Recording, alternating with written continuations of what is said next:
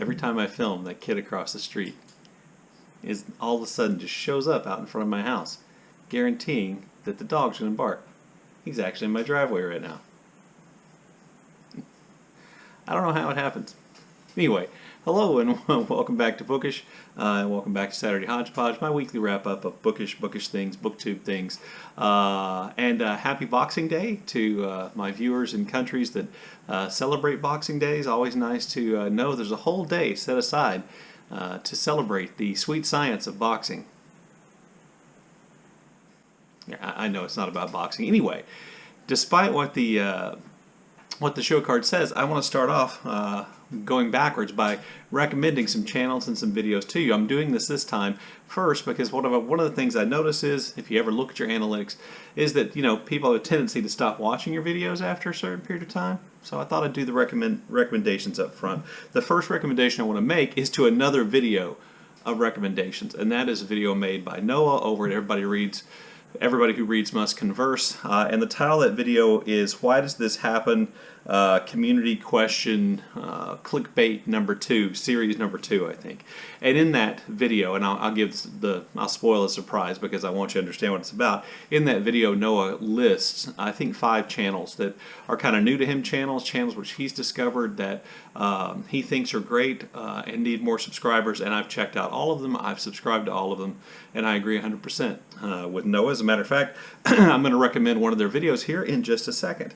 I also want to recommend a video by the channel Lost for Words. It's called Holiday Dinner Party with Poets. I've recommended Lost for Words before because the creator there does really creative things with poetry. She'd done Emily Dickinson. She's on to Sylvia Plath now, and her little dinner party video is a dinner party that she's hosting, at which Emily Dickinson, Maya Angelou, and Sylvia Plath show up, and I found that to be really entertaining, so I'm going to give that channel another shout out with that video.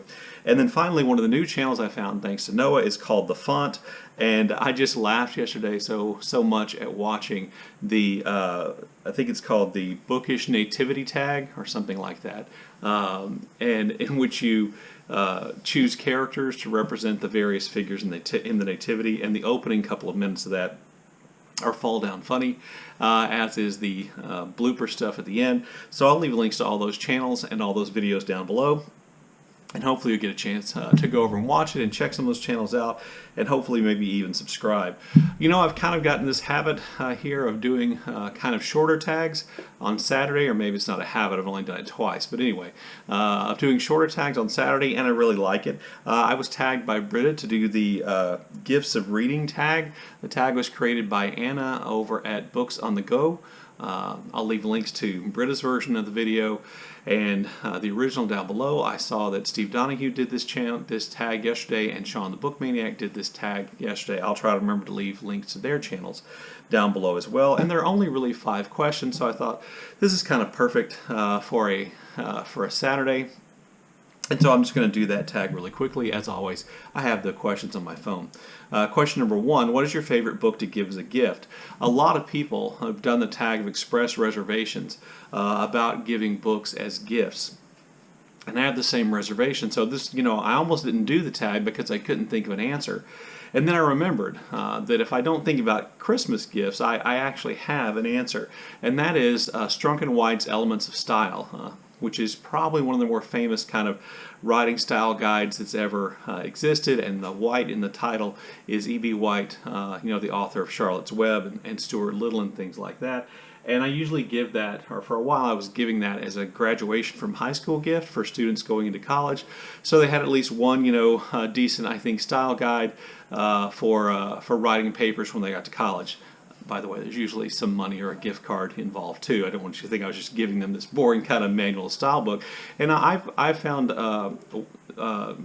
Elements of Style to be a valuable thing when I'm writing any things, and even if you just read it, it's kind of actually humorous and witty and kind of clever in and of itself.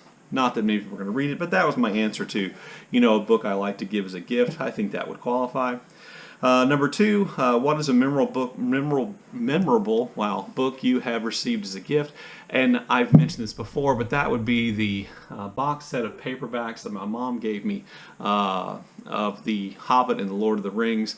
I still have those paperbacks. They're back there, or they're over there now on the shelf, but they are old and they've been read many, many times. And I thought, I'll show what they look like in the box, because the box set's kind of cool, and probably those books are the most important books in my life in terms of making me a reader. I think my mom was looking for a way to get me more into reading, and it worked. So good job, Mom. Question 3: have you ever discovered an author you loved through a gift? Other than Tolkien, I can't think of one. I've had lots of people recommend to me authors that I liked a lot. I've been over a lot of this, how I got into reading, through recommendations and readings of friends and people that I admire. But I don't think I've ever been given a book that then just made me really love the author. But suggestions, definitely. Question 4: if a friend gives you a book, do you feel compelled to read it? I'm going to say the answer is yes, depending. So I heard Steve say this, and I think this probably happens to lots of people who read. When you are a reader, sometimes people just give you books. And if a person gives me a book and they say, I read this book and I liked it, and I think you would like it, then I do feel compelled to read it. But if they just give me a book because they know I like to read, and they think, oh, well, any book would be a good gift, then I usually don't feel compelled to read it.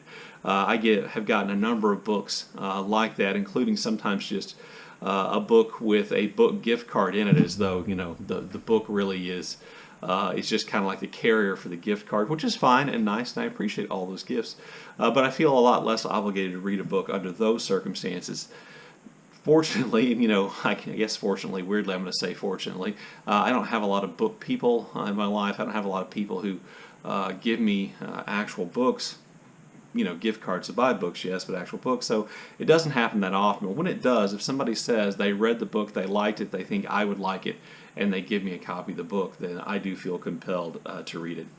And then question 5 is a book on your Christmas wish list. That would be Comanche Empire by Pekka Haimalainen. You may know that over the summer I read Lakota America, about the Lakota Native American people's kind of empire in the northern plains, and Haimalainen wrote this book about the Comanche before, and I found the Lakota America book to be incredibly informative and an impressive work of history, and I'm looking forward to reading about the Comanche as well. So that would be the book probably highest on my Christmas wish list. So there you go. There's the gifts of book of reading tag. I'm not going to tag anybody. If you haven't already done this, if you want to do it, please feel free to do that. So then, just kind of to wrap up my my week in reading. I finished Memorial by Brian Washington, and I did post a review of this. I thought it was a very good book. I think Washington is a very good writer, and I think while I think he might be able to do a little better and create a much better book, I have no doubt that he's going to accomplish that, because I think he's a very good writer. And then so I finished that book. I started a new buddy read with Patrice Jones, and that is of the book Lost in Math, How Beauty Leads Physics Astray by Sabine Hassenfelder. This was kind of a recommendation from Marc Nash over at his channel. And we have done our first check-in, which means we're about a third of the way through the book. That's about 88 pages. And so far, I like the book. I don't think I like it as much as Mark did, and it may be that my understanding of physics and math is not quite on the same level as his, but I do like it as kind of a book that challenges mainstream kind of thoughts about physics and how physics will succeed. I like it that way, and I always like reading, doing buddy reads with Patrice. And then I started reading, I finished The Unknown Masterpiece by Balzac, and I've gone on to the second kind of story in this two-story collection, which is called Gambara. The Unknown Masterpiece is a good story. It's actually about real artists and kind of questions about art, its meaning, and genius, and what genius is, and the kind of the thin borderline between genius and madness. It was good. Not quite like the Balzac that I'm used to reading and enjoy, but I thought it was good, and I'm on to Gambara now and should finish that up sometime soon. I'm postponing doing the last story in my short story project, and that last story in my short story project is Manual for Cleaning Women by Lucia Berlin.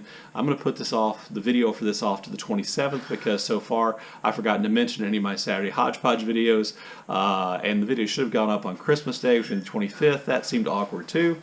So, sorry, my wife's making cookies in the background, which is great, because I love cookies. So I'm going to do this video on the 27th. I'll try to remember to leave a link to a PDF of the story down below. So if you want to read it before I post the video discussion, that would also be great. I think I've been doing really pretty good on my reading this month. I only have one book left on my TBR that I haven't started, and that's The Plague of Doves by Louise Erdrich, and I think I should be able to get to it. So I've been pretty happy with that. And so, you know, there you go. There's my Saturday Hodgepodge video. I will leave you with some dog footage of Zelda doing what Zelda does best. Anyway, look forward to your comments in the comment section below. As always, thanks for watching, and stay tuned for Zelda.